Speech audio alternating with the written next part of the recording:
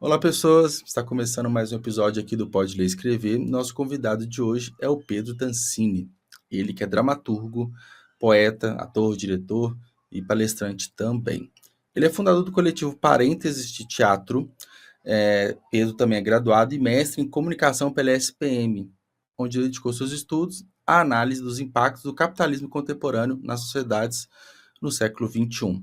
Ao longo de sua carreira, ele escreveu 8 peças de teatro e publicou obras em diversas antologias literárias. E esse ano, 2024, ele lançou 3 novas obras: o livro de dramaturgia Teatro à Venda, o livro Professores Online e uma coletânea de poesias Poemas de Plástico. Pedro, seja muito bem-vindo ao Pode Ler e Escrever. Tudo bem com você? Oi, Juliano. Oi, todo mundo que está nos assistindo. É um prazer estar aqui. Estou bem. Vamos lá. Pedro, pesquisando aqui sobre você, né, a gente, né, descobre que você é dramaturgo, poeta, tem diversas atribuições também na área da comunicação.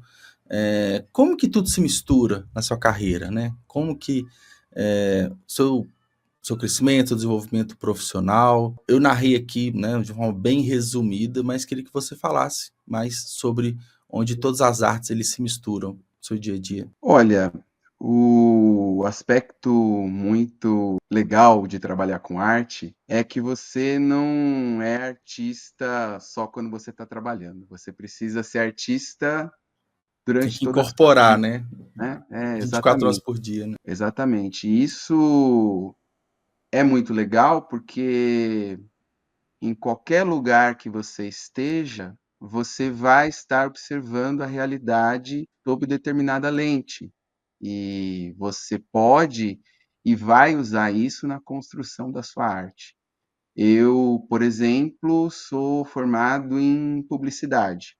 Uhum. Atuei pouco na área e logo, já durante a faculdade, eu comecei a trabalhar com teatro, mas logo depois de me formar, eu já me dediquei completamente às artes, e eu posso dizer que muito da minha experiência da publicidade eu levei para as artes, né? Apesar de ser contraintuitivo, porque são dois mundos bem diferentes, a gente sempre consegue usar os diversos conhecimentos e os diversos lugares onde a gente está para ir construindo a nossa obra, a nossa carreira nas artes. Que legal.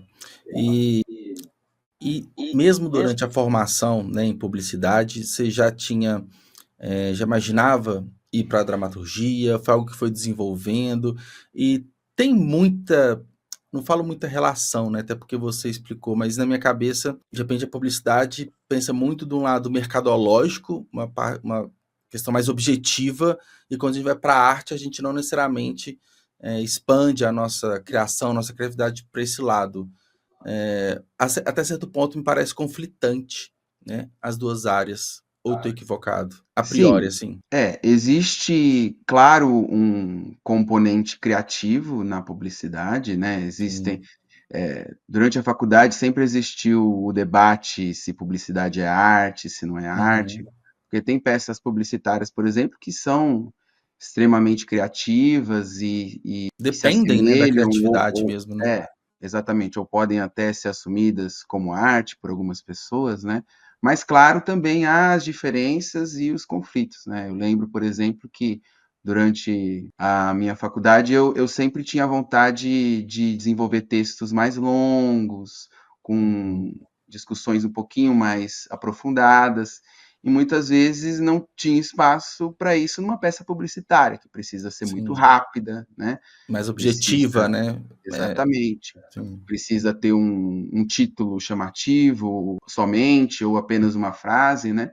Mas, de alguma forma, eu com certeza incorporei essa habilidade também no teatro, porque apesar de, claro, serem mundos diferentes, ou seja, com objetivos diferentes, eu tenho uma preocupação, por exemplo, das minhas obras, de alguma forma, terem um título atraente, por exemplo, ou terem uma Entendi. premissa atraente, né? Porque eu sei que isso vai acessar as pessoas, vai fazer com que elas se divirtam, se entretenham, e existe uma existe um preconceito em relação ao entretenimento, muitas vezes, no meio das artes, como se ele fosse oposto a uma reflexão mais crítica. E longe disso, quando a Uhum, gente se diverte, quando a gente se entretém, a gente de alguma forma se engaja ainda mais na reflexão, né? Claro que é preciso tomar certos cuidados, né? Mas na maior parte dos casos, o humor e esse poder da propaganda, ele pode ser usado para o bem, digamos assim, sim. quando a gente está falando de uma obra artística. Eu acho que isso, inclusive, é um diferencial nas minhas obras, né? Falando, claro, de mim mesmo, eu estou dentro do que eu faço, né? Mas eu acho que isso é real, porque eu vejo que, apesar das minhas obras tratarem sobre essas reflexões muito profundas, elas têm um caráter muito lúdico, muito, Uhum, uma aparência muito interessante que atrai o público e que, na minha opinião, potencializa a mensagem, a reflexão. uhum. O teatro é muito um facilitador, né, para você passar uma mensagem, né?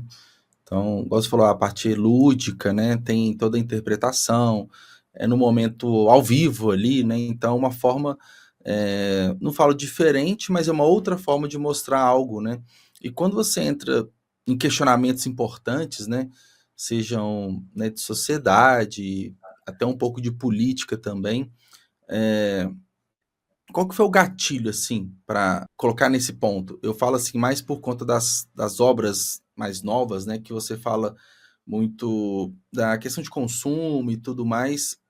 Tem algum isso sempre esteve presente ou está presente mais nas obras atuais? Explica para nós um pouco melhor sobre isso. Olha, eu acho, Juliano, que ao longo da faculdade eu fui, né, da minha formação como publicitário, eu fui procurando, como eu disse, esse aprofundamento, né? Tanto que em seguida eu cheguei a fazer um mestrado, então eu sou mestre em Uhum, comunicação e cultura do consumo, e ali eu pude estudar o assunto sob uma ótica mais crítica, né? uhum, Estudando os diversos autores sobre o assunto, e aí, a partir daí, eu acho que já foi a semente para uma das minhas obras mais recentes, que foi o Teatro à Venda, né? Que é o Teatro à Venda. Inclusive, eu uhum. estou com ele aqui, Ah, que legal. É em sempre bom a formato. gente ver quando É, a obra em mãos ajuda a ilustrar aqui. sim, Que legal. exatamente. E ela foi recentemente publicada em forma de livro, de Uhum, literatura, né? Então é uma dramaturgia, uma peça de teatro em forma de livro. E com certeza foi a partir dessas reflexões sobre o mundo do consumo, a cultura do consumo, o próprio capitalismo, né, que gera essa cultura do consumo, que eu fui chegando para esse tema que é levantado pelo Teatro à Venda, né? Porque eu acho que o disparador, o grande gatilho para começar a construir essa obra foi a seguinte: olha, existem vários gêneros por aí, né? uhum, Existe o drama, existe a comédia, existe a tragédia, uhum. mas com certeza eu constatei o gênero mais presente nas nossas vidas é o da propaganda, o do comercial de TV. É uma coisa que a Uhum. gente não se dá muito conta, porque a gente não leva muito a sério, né. E talvez porque já está Mas inserido de uma forma tão presente no nosso dia a dia que a gente nem se dá conta, né. exatamente, mas a gente é bombardeado Sim. diariamente por essas narrativas, por essas dramaturgias, seja fora de casa, seja dentro de casa, né? Eu sempre brinco e fico pensando, né, que no começo, por exemplo, você assistia um vídeo na internet e não tinha propaganda. Sim. Depois começou a ter uma propaganda. Agora tem duas propagandas, daqui a pouco vão ter três, daqui a pouco vai ter mais propaganda do que o próprio conteúdo que você quer assistir. Não, e às vezes a gente paga um serviço e ainda tem propaganda dentro de um serviço que você já paga. Então, Exatamente. tá só piorando, né. Exatamente. E pensando também, é um dos gêneros, uma das formas narrativas mais invasivas, né? Porque quando a gente quer assistir alguma coisa, a gente procura onde a gente vai assistir essa coisa, seja no cinema, seja na TV, seja na internet, seja lendo um livro.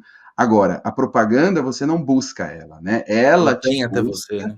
exatamente, digo até mais, invade muitas vezes, né? E eu fui também reparando que essa dramaturgia dos comerciais de propaganda também é muito invasivo. Por quê? Porque sempre um comercial vai pegar um afeto, né, que é Uhum. muito caro para a gente, algo que de alguma forma nos move, seja, por exemplo, a importância da família, seja, por exemplo, a importância de você ter uma realização financeira, social, você ter um status social, e a obra, a propaganda vai associar isso com um certo produto, né? E isso por si só é muito invasivo e muito absurdo. Como assim a felicidade está contida dentro de uma garrafa de refrigerante? Uhum. Como assim o sucesso está contido em um meio de transporte, um automóvel? Né? Como assim uma margarina é capaz de unir uma família? Sim. E se a gente para pensar, essas dramaturgias são completamente absurdas, né? Eu sempre gostei muito do gênero do teatro do absurdo, né, que surgiu ali nos meados do século passado, ali por volta da Segunda Guerra, né? E eu fui vendo que o teatro do absurdo é peixe pequeno perto dessas Uhum. dramaturgias publicitárias, né? Porque elas ousam equiparar esses afetos humanos, esses desejos, essas faltas, né, com os produtos que elas querem vender.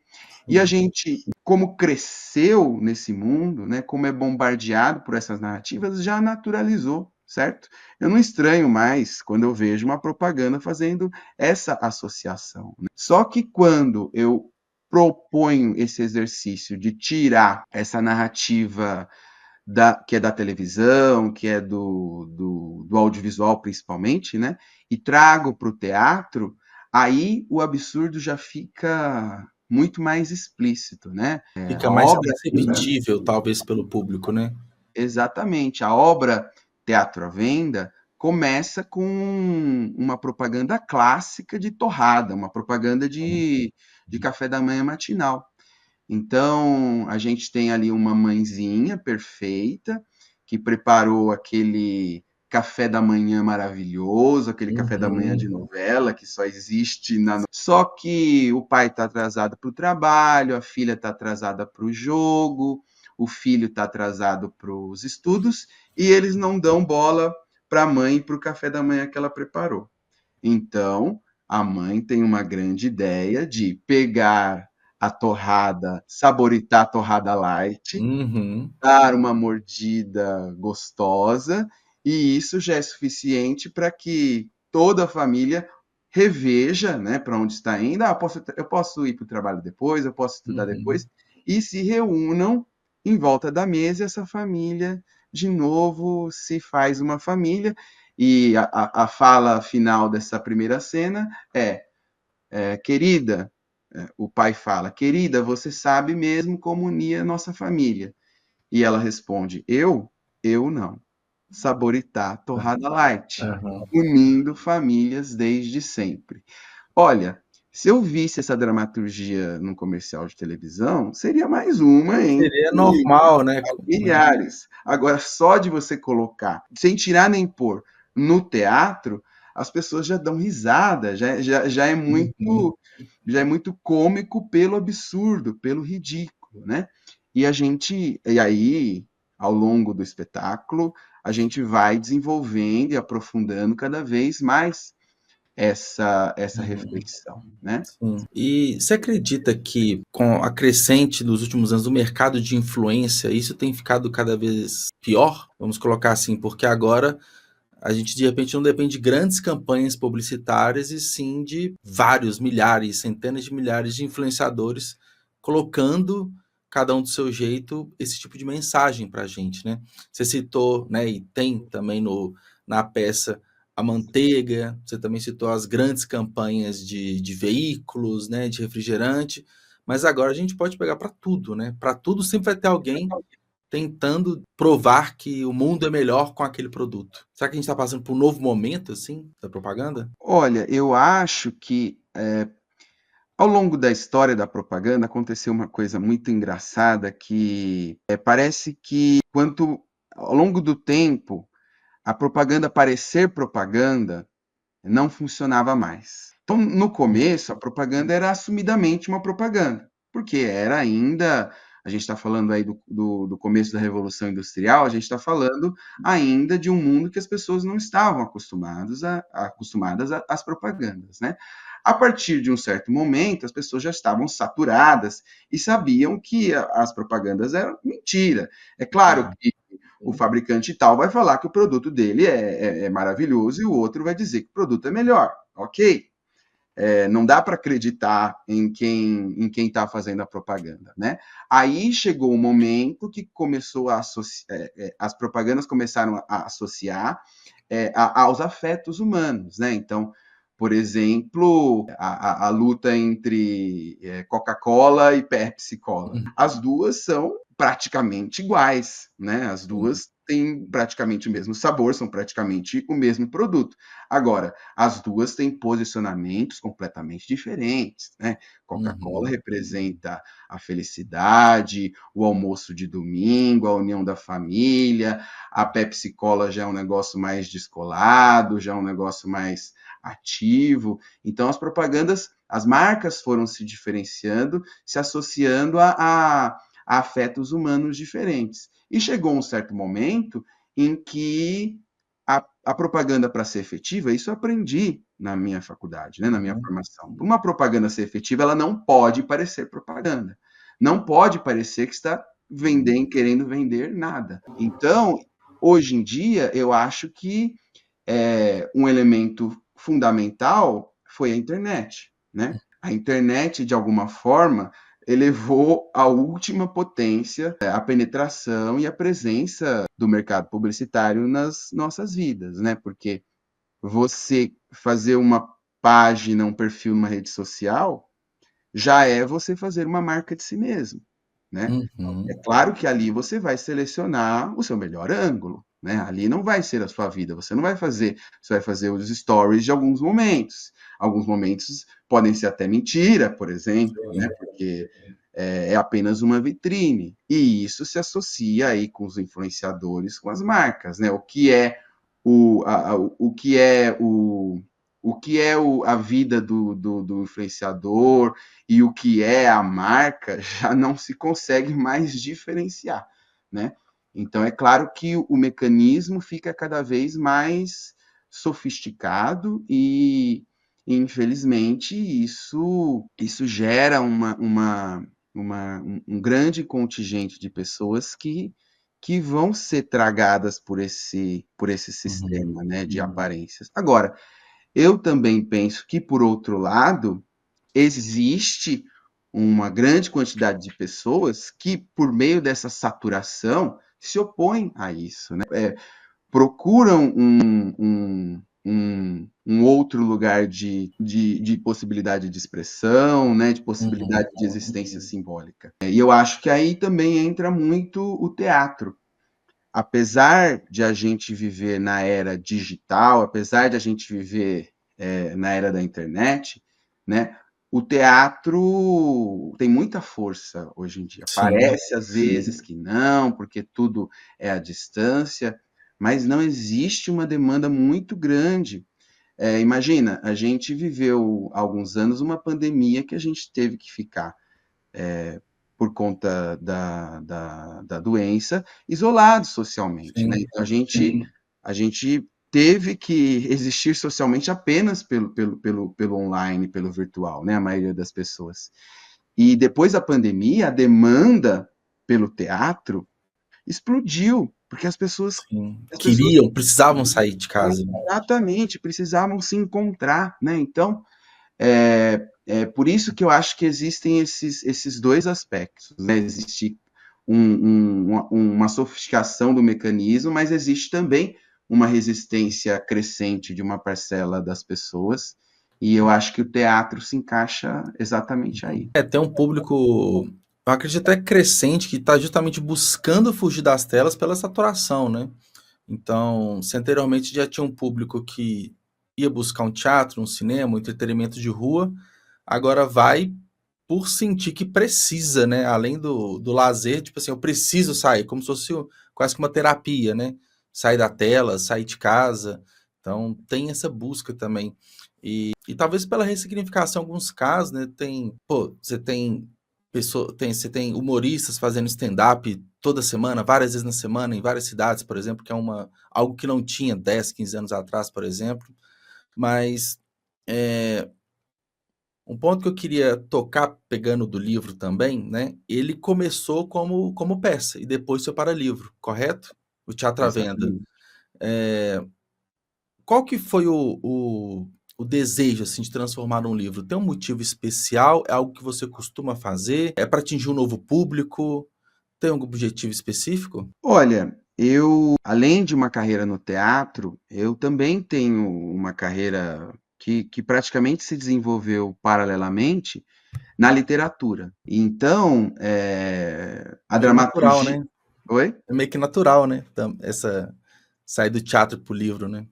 Sim, sim, até porque em algum momento alguém veio e dividiu as artes em determinados compartimentos, né? Mas na verdade o artista ele busca apenas a construção da sua obra e o que Sim. e as mídias estão a serviço disso, né? Então, e se a gente pensar no teatro, o teatro de alguma forma é a arte que une as outras, né? No teatro tem as artes plásticas, no teatro tem a música, Tem no a teatro tem dança. a literatura, tem a dança, né? Então, a dramaturgia, de alguma forma, é a união desses dois mundos, né? Do teatro e da literatura. E o propósito do meu trabalho e também do coletivo Parênteses de Teatro, que é a minha empresa, que é o grupo que eu fundei, Hum. é de produção de dramaturgias autorais, né? Então, a gente não trabalha com adaptações, a gente não trabalha com textos já escritos, a gente quer e se propõe a produzir essas dramaturgias autorais porque a gente faz um teatro muito antenado ao presente, né? Uhum. Então, esse trabalho, ele está alicerçado tanto nas encenações quanto na própria literatura, porque você lê o livro Teatro à Venda e você se emociona como se você estivesse assistindo ao espetáculo ou como se você estivesse lendo um romance, né? Então, digamos que o protagonista da história, o protagonista da obra é a história, né? E a Uhum. história, ela é contada, pode ser contada pela encenação e pode ser contada como escrita, né? Como Uhum. leitura de um livro. Então, por isso que essas duas mídias, a gente trabalha com as duas para acessar ainda mais pessoas, né? E os dois livros, eu digo dois porque a gente também publicou outro livro, Professores Online, também, uma dramaturgia. Eles são literatura, né? Sim. E foi muito engraçado porque a gente lançou esse livro na Bienal agora, Uhum. de 2024, e é um gênero que de alguma forma foi um pouco esquecido pelo mercado editorial, né? E a gente via que as pessoas se interessaram as pessoas com quem a gente conversou e as pessoas que compraram, inclusive, se interessaram por esse formato que Sim. muitas vezes é diferente para elas, que é um formato que existe há séculos, né? Mas que eu vejo que eu acho que nos últimos anos foi um pouco deixado de lado. E eu acho que até, Juliana, é uma leitura ainda mais gostosa, ainda mais Sim. dinâmica que certos romances, por exemplo, né? Porque Sim. aqui a gente tem os diálogos como protagonistas, né? Então a gente recebeu também essa resposta do público que eu acho que disse sobre uma falta, sobre um vácuo aí que existe nesse Uhum. mercado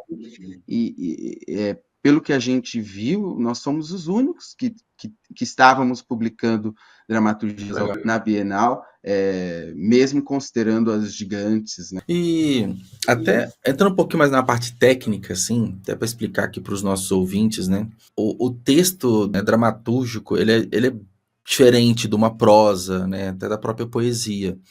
E quando você vai escrever uma peça de teatro, naturalmente você está escrevendo, né? Igual você falou, o, o carro-chefe ali é o diálogo, são os diálogos, né? Tem mudança de cena, tem os atos e tudo. A partir do. Você escreveu a peça, para você colocar isso num livro, existem muitas adaptações. Eu falo assim, porque a peça vai escrever para quem está produzindo e para os atores, né? E quando vira livro, são para leitores, são pessoas leigas, né? Não são pessoas que vão interpretar ou produzir a peça. Tem muita diferença da peça que você escreve para o produto final livro? Qual tipo de adaptação é necessária de uma para outra? Olha, eu acho que depende muito do autor, Juliano, porque existem autores, por exemplo, dramaturgos, que gostam de descrever ao máximo Uhum, como é a cena, e como se desenvolvem os acontecimentos. Eu já sou um autor que prefiro ir para um outro lado. Eu prefiro deixar mais as coisas em aberto, o cenário em aberto, o figurino em aberto na literatura, né, no livro, porque aí a gente dá um espaço para a imaginação do o leitor. leitor cria, né? Cada. Sim, Exatamente, legal. exatamente. E também até para possíveis outros encenadores que queiram montar o espetáculo, né. Então, apesar de a escrita do texto ter sido realizada em comunhão com a produção da Uhum, temporada, cada um dos livros teve uma temporada por enquanto, eu tive o cuidado de alguma forma, colocar nas rubricas, né? As rubricas são as indicações entre os diálogos, né? Por exemplo, as ações das personagens, por exemplo, o que está acontecendo no cenário, algo bem livre, né? Eu coloquei pontualmente para que a gente acompanhasse, por exemplo, a emoção das personagens. Essa personagem está dizendo de uma forma irônica, essa personagem está dizendo de uma forma tensa, ou existe esse elemento de cenário, existe aquele outro, mas de uma forma que não fique preso, que não fique uhum. longas páginas de descrição de um cenário, como, por exemplo, outros dramaturgos fariam, né? Então, é claro que a história é a mesma, mas a experiência é completamente diferente de você ler o livro e de você ver a peça, porque vendo a peça você está também vendo uma posição de uma figurinista, de Sim, uma cenógrafa, de uma iluminadora, do próprio encenador, né? Construindo a obra da própria interpretação das atrizes e sim. atores, né? E já na literatura é só você com Uhum. um autor, né? Só você com o texto, né? Então, é, foram trabalhos bem diferentes e houve cuidados muito diferentes de construção, né? Cuidados específicos da construção de uma temporada, de um espetáculo, como isso vai chegar ao público, e cuidados de como isso vai estar escrito, como isso vai ser lido, como isso vai ser acompanhado em formato de livro. E é interessante quem tem a oportunidade de ler o livro e assistir a peça. É interessante porque já é uma experiência legal você ler um livro e ver o filme, né? Mas você tá lá ao vivo, né, no teatro e vendo aquilo que você leu, é uma experiência complementar bem diferente, né? Bem, muito interessante. Eu acho que é justamente, dá mais essa forma que você diz, né, que você escreve, para ver se o leitor acertou ou não, né? No imaginário dele, né? Como que acontece as cenas, né? Os personagens em si, acho que um, um complementar bem interessante. E um pouquinho mais cedo você citou, né, do outro livro, Professores Online, e me chamou a atenção, eu fuçando assim pelos seus conteúdos, as capas são parecidas, né? Então, tem um desenho gráfico ali similar. Qual a relação, de fato, entre as duas? E fale um pouquinho mais sobre o que narra Professores Online. Comentando primeiro sobre a sua fala sobre essas diferentes mídias, né? Sim. É o que a gente vê acontecendo nas diversas adaptações, né? De livros para série, de livros para filmes, né? São experiências diferentes, a grosso modo a mesma história, mas o personagem que eu imagino lendo o livro é Uhum. completamente diferente do personagem que eu vejo na tela, né? Mesmo que tenha uma fidelidade grande, né? Mesmo às vezes quando você lê depois de ter assistido a série, né? Então, isso é uma característica muito legal das diferentes mídias, né? Elas Sim. permitem que a nossa experiência, a nossa imaginação vá para diversos lugares, né? Assim, cada uma tem a sua potência, o seu barato, né? Isso Uhum. também acontece nessa relação livro e espetáculo, né? Sim. Em relação eu vou aqui também mostrar o Professores Legal. Online, né, em formato de livro. Eles fazem parte da mesma coleção, né? Eles Uhum. inauguram a mesma coleção. Então, a gente, no coletivo Parênteses de Teatro, decidiu abrir a nossa linha editorial com uma coleção de dramaturgia. Por isso que eles Sim. têm essa unidade, né, gráfica, então dá para perceber que eles têm as suas similaridades, né, mas também tem as suas especificidades, né, as cores Sim. são diferentes, as formas são diferentes, né. Então, aqui, depois de muito trabalho, muito estudo, a gente foi encontrando equilíbrio entre unidade, para que façam parte da mesma coleção, e especificidade, né, o que cada texto trata. Agora, no geral, toda a minha obra vai ser construída em relação a uma crítica ao nosso sistema, no caso, o Uhum. sistema Capitalismo. capitalista. Só que, claro, cada obra pega uma temática. Uhum. O teatro à venda vai para uma temática da cultura do consumo, do capitalismo, da produção de lixo. E já o Uhum. Professores Online fala sobre a educação, e a educação no nosso país. E, especificamente, também como ela foi tratada durante a pandemia, né? Então, aqui o Uhum. recorte é esse. A proposta do Professores Online é ser uma peça memória, inclusive, porque a gente viveu há alguns anos a maior tragédia humanitária da nossa história recente, né? Foram Uhum. 700, aproximadamente 700 700, mil mortes, né? né, mil vidas perdidas, além dos diversos outros impactos, né, na saúde mental das Uhum. pessoas, nas sequelas físicas das pessoas, né? Então, a obra endereça justamente essa questão tão importante de ser tratada e tão importante de ser lembrada, de se gerar memória em relação a ela. Mas aí me perguntam, mas por que você vai querer lembrar esse período tão Uhum. triste e tão difícil que a gente viveu? Porque quando a gente esquece a nossa história, essas dores se manifestam como sintomas. Não é porque a gente esquece, não é porque a gente evita o assunto que as consequências dele não vão nos Uhum. afetar socialmente, né? Então, é preciso sim a gente lembrar dessa tragédia humanitária que a gente viveu, primeiro, para que a gente consiga socialmente lidar com as terríveis consequências dessa pandemia.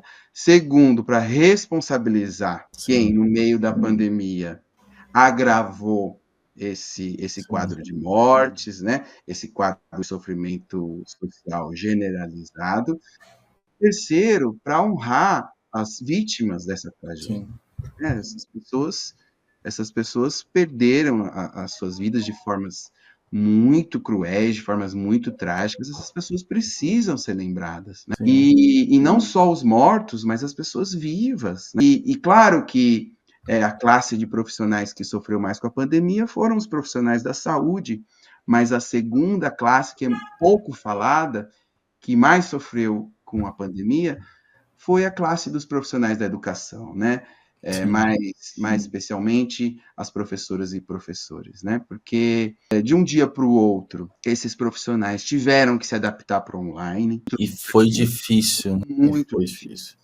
A gente encontrou muitas professoras, muitos professores na Bienal, e todos eles, quando a gente dizia sobre o que se tratava a obra, já abriam um sorriso dizendo, eu sei o Sim, que o isolamento social. Então, assim, o isolamento social que todos passamos, somado a essa necessidade de se adaptar sem o treinamento, sem muitas vezes ter os meios técnicos para isso, a carga de trabalho cada vez mais excessiva, professores tendo que trabalhar até altas horas da madrugada, porque não tinha mais horário para sair, uhum, horário para entrar, né? O medo de ficar doente, né? Inclusive irresponsabilidades, né? De tantos de líderes do poder público quanto líderes do poder privado, né? De estimular as pessoas a se encontrarem sem que a pandemia tivesse a acabado. gente não teve nenhuma medida de mitigação, né? A gente foi praticamente o contrário de tudo que era recomendado, né? Então, Exatamente, por isso que o Brasil se tornou o exemplo ao avesso do que sim, fazer, que não deveria ter sim, sido feito na pandemia, né? Em relação à quantidade da população, foi um dos países em que mais pessoas morreram, sim, né? E isso se deve diretamente a essas ações, né? A obra se passa exatamente em dezembro de 2020, quando a gente tinha acabado de passar pela primeira onda de casos de Covid e uhum, estava prestes a enfrentar a segunda onda. E mal sabia a gente que a primeira onda tinha sido uma marolinha, seria a segunda, né? A terrível segunda onda, em que 4.000 pessoas morriam por dia. Só que naquela época, em dezembro de 2020, nesse ato entre primeira e segunda onda, os especialistas, as especialistas, já alertavam que a segunda onda uhum, estaria aí e seria ainda mais devastadora. Ainda assim, as escolas, por exemplo, da Prefeitura de São Paulo, estavam com planos de voltar para o presencial, sim. porque a economia não. Aí a gente volta até no primeiro tema, né, do primeiro livro, que é a lógica capitalista, que, né, todos nós somos produtos, que nós somos feitos para gerar riqueza, né, para um pequeno grupo de pessoas que provavelmente estavam muito bem, obrigado, protegidas, né. Então, Exatamente. Aí tá a similaridade entre as duas obras, né? Elas falam desse mesmo assunto que é, olha, e eu acho que a pandemia, assim, os problemas, essa relação problemática já existia muito antes da pandemia. Só sim. que a pandemia escancarou. A pandemia deixou Uhum. muito claro que a vida das pessoas não importa nada quando Sim. está abaixo do lucro. Então, se a elite tiver que escolher entre a vida das pessoas e o lucro, eles Elas vão escolher não o vão lucro. pestanejar nem um segundo. É o lucro. E a pandemia deixou isso muito claro, porque estava óbvio que as pessoas estavam morrendo, que era um vírus muito grave, muito mortal, e o que a elite, por meio da mídia, por meio do Estado, diziam é: a economia não pode parar, precisamos continuar. Então, aí surgiram as diversas bizarrices, né? Sim, Cloroquina, ivermectina, por exemplo, né? Mas não são só essas, né? Por exemplo, na Prefeitura de São Paulo, sim. existia planos de voltarem às aulas no começo de E 2021. fora toda a manipulação na comunicação, né, de fazer com que isso fosse verdade absoluta para um grande grupo de pessoas, né. E é nesse ponto que o capitalismo sobressai, né, a partir do desespero, do desemprego, da urgência das pessoas de aceitar qualquer formato de trabalho por qualquer dinheiro, tendo em vista que muita gente perdeu o trabalho, muita gente entrou num colapso, né, mental e financeiro. Então, é nessa que eles mais se aproveitam também, né. E a obra coloca isso de uma forma muito explícita e também é muito tragicômica, né? Sim, Porque é exatamente isso. Se você não se adequa a essa lógica, se você não aceita arriscar a sua vida, você vai perder o seu emprego. Então, é, criou-se uma oposição entre a vida das pessoas e a economia. Olha, o discurso era, olha, o vírus, primeiro o vírus não é lá tudo isso, é só uma gripezinha. Depois, não, o vírus é perigoso, mas a gente precisa trabalhar. Se a economia parar, vai ser um desastre. O que aconteceu? As pessoas morreram e as pessoas ficaram mais pobres. Sim. Ou seja, não se salvou nem as vidas, nem a economia. Agora, 4 ou 5 ou 6 empresas triplicaram, quadruplicaram de tamanho, né? Se Então, for ver, os mais ricos, né, ficaram ainda mais ricos, né? exatamente, porque exploraram essa miséria, esse desespero, e professores online trata justamente sobre isso, especificamente em relação à pandemia, e já Teatro à Venda coloca isso também em termos muito claros, aí num panorama de cultura do consumo, né? E de produção de lixo, para onde a gente está caminhando como Uhum. sociedade, né? Legal. E ainda tem um terceiro livro, correto? Dessa coleção, Poemas de Plástico. Ainda não foi lançado. Ou já? O Poemas de Plástico, ele não faz parte dessa coleção. Ah, sim. É um livro de poesias e é claro que, como eu também sou autor dele, ele faz parte dessa Sim. pesquisa que compõe a minha carreira, né? Mas ele é um outro formato, né? Enquanto aqui a gente está falando Sim. de dramaturgias, aqui a gente, no Poemas de Plástico, a gente fala de uma coletânea de poemas. A proposta do Poemas de Plástico é que ele é um livro, materialmente, ele é feito completamente de plástico reciclado e reciclável. Então, esse é o Legal. grande diferencial e o barato dele, né? Porque os livros geralmente são em papel. E Poemas de Plástico vai ser o primeiro livro, não no Brasil, mas no mundo, Pô, que que será legal. feito completamente de plástico reciclado. Ele vai ser feito de um papel chamado Vito Paper, Uhum. a gente diz que é papel, mas é um papel sintético, porque ele é feito de plástico, mas ele parece muito, ele tem características muito semelhantes ao papel de celulose. Sim. E a proposta do livro Poemas de Plástico é, por meio da poesia, também trabalhar essa contradição e esses absurdos gerados pelo capitalismo, aí direcionado para essa imagem do plástico, né? Que é uma imagem muito absurda, né? Como que a gente bebe uma água em uma garrafinha de plástico, ou seja, a gente usa aquele plástico por 5 segundos Uhum. e aquilo vai ficar às vezes, mais de 400 anos na Sim. natureza. Então, de alguma forma, eu peguei esse absurdo e transformei em poesia, uma poesia pelo avesso, né?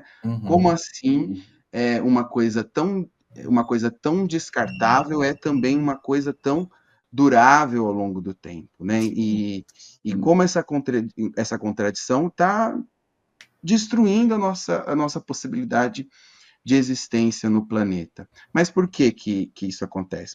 E aí existe um grande cuidado que eu tomo, né, nesse livro, em todos os livros que eu escrevo, em todas as obras que eu produzo, que é de não culpar o povo, não Sim. culpar as pessoas. Isso, às vezes, é uma tentação, É muito porque fácil, né? É muito fácil culpar o povo, né? porque o povo é mal educado, porque o povo joga lixo no chão, porque o povo não tem cultura, porque as pessoas são ruins. Uhum.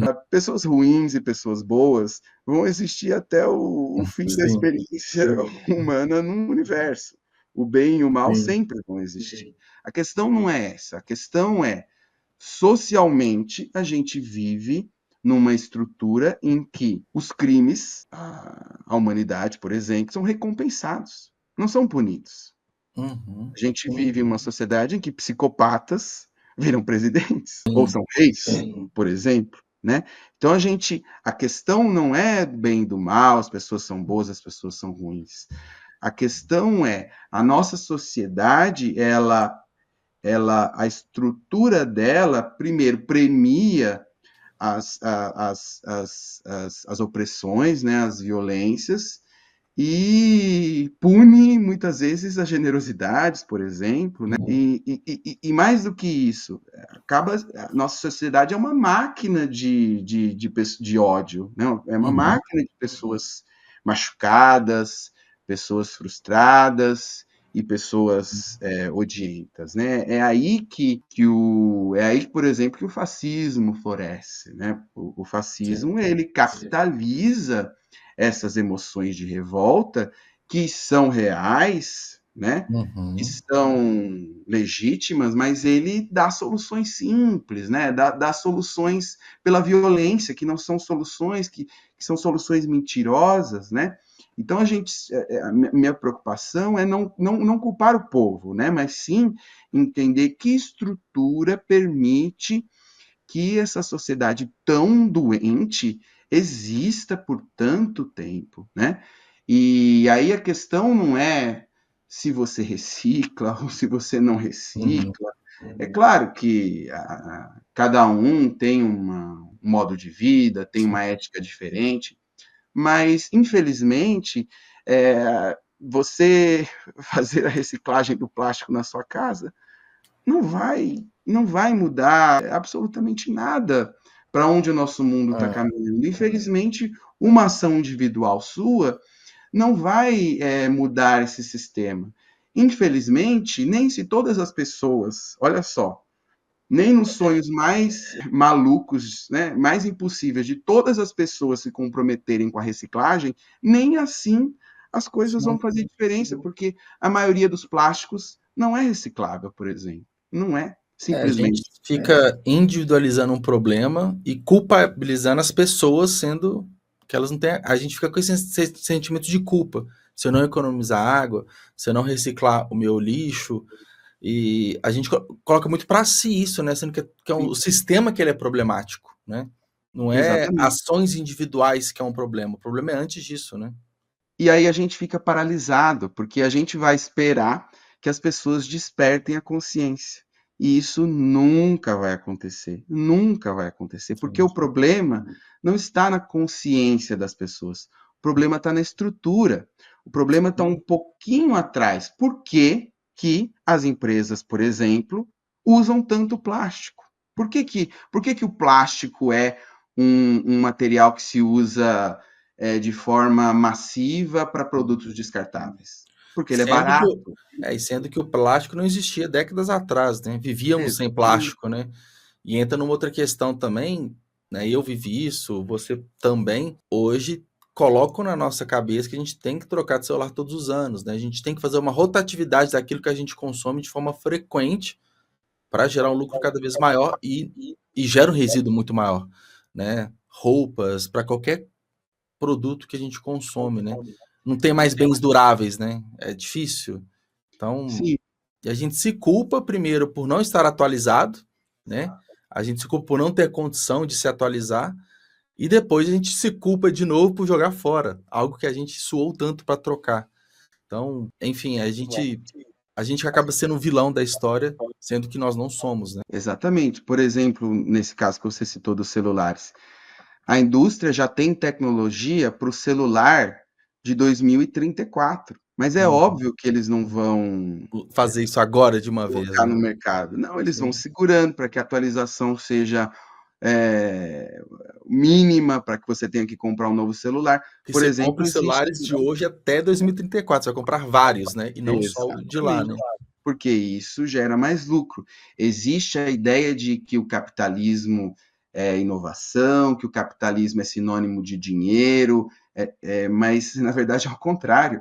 O Sim. capitalismo trava a riqueza, o capitalismo trava a inovação. Por exemplo, no começo do século passado, a humanidade já inventou uma lâmpada que ela não queima, basicamente, por anos a fio. Então, essa lâmpada Sim. já está ligada há aproximadamente 100 anos e ela ainda não queimou. E por que não temos essa lâmpada Nossas hoje, né? lâmpadas queimam. Porque é claro que a indústria de lâmpadas nunca vai vender uma lâmpada que você só compra uma vez. É, Então a tecnologia já existe, mas é claro que a indústria vai de propósito construir, quer dizer, construir não, vender, publicar no mercado um produto que vai estragar, que vai gerar defeitos em pouco tempo, para que a pessoa tenha que comprar outro. Ou seja, olha como o nosso sistema social, pelo contrário, ele trava a nossa qualidade de vida,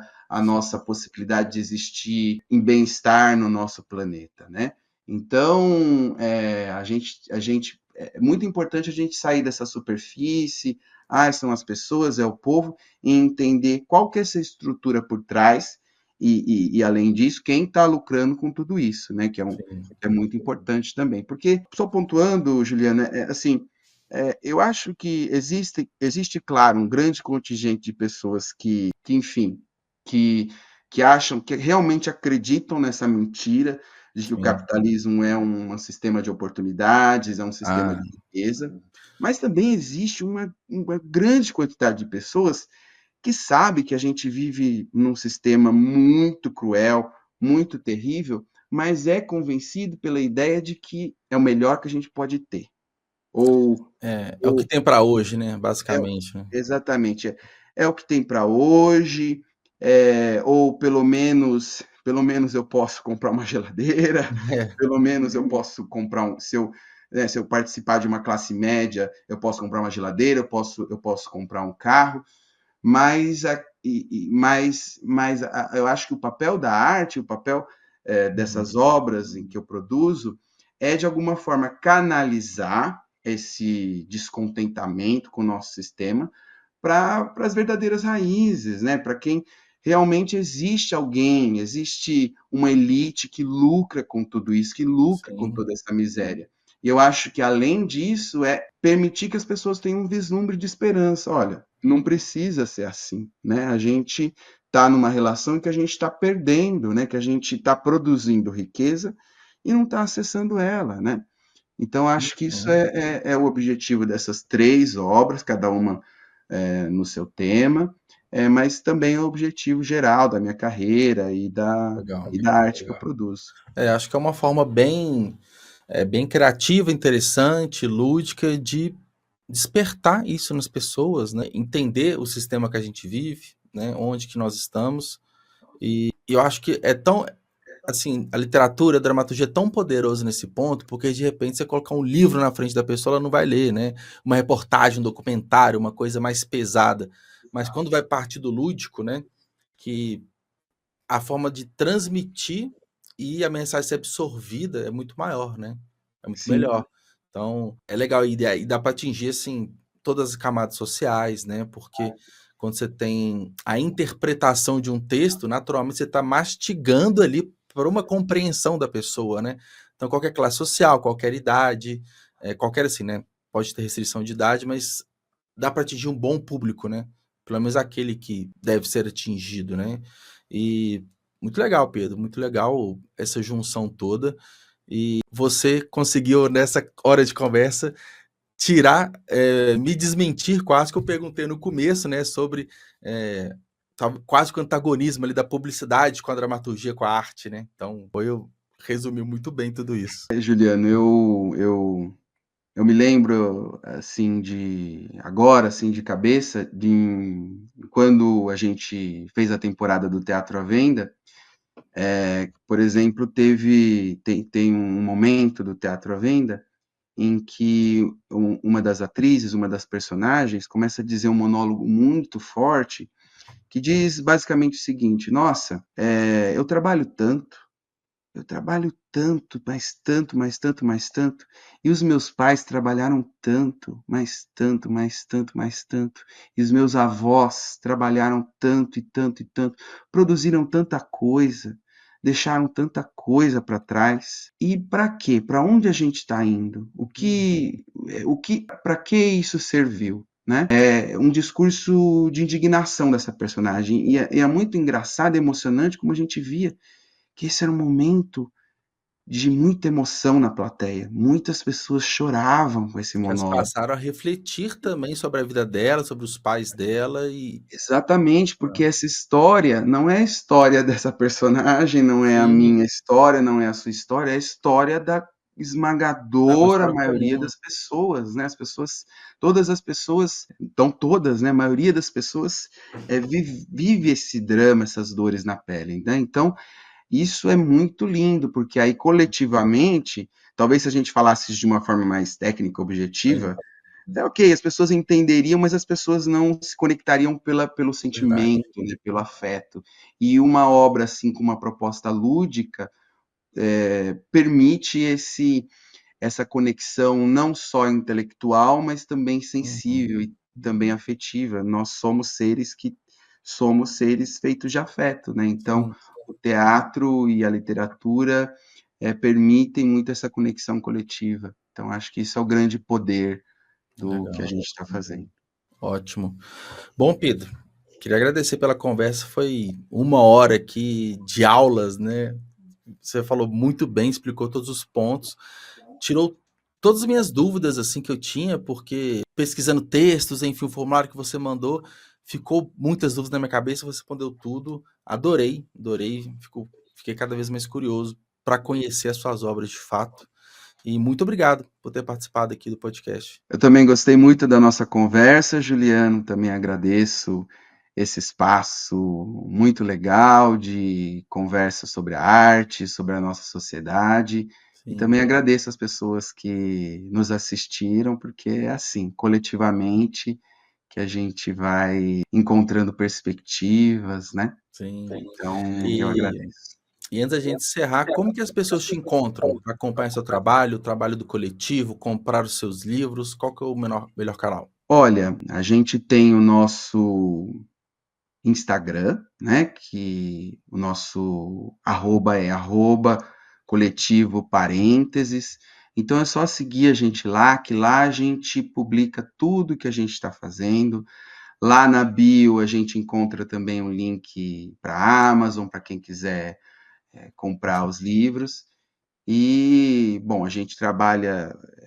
É importante dizer que Teatro à Venda foi possível por conta do edital PROAC de literatura, Legal. então tem o apoio do governo do estado de São Paulo por meio da Secretaria de Cultura, Economia e Indústria Criativas. Uhum. Então, a gente também trabalha muito com editais, com o Perfeito. poder público, para a gente permitir que a nossa arte se faça, né, que a gente possa fazer Uhum. coisas muito bonitas, muito bem feitas. E lá no nosso arroba dá para acompanhar tudo que a gente faz. Com certeza virão muitas mais coisas muito legais pela frente. Com certeza, Pedro. Então, muito obrigado. Até a próxima. Tchau, tchau. Obrigado. Tchau, tchau.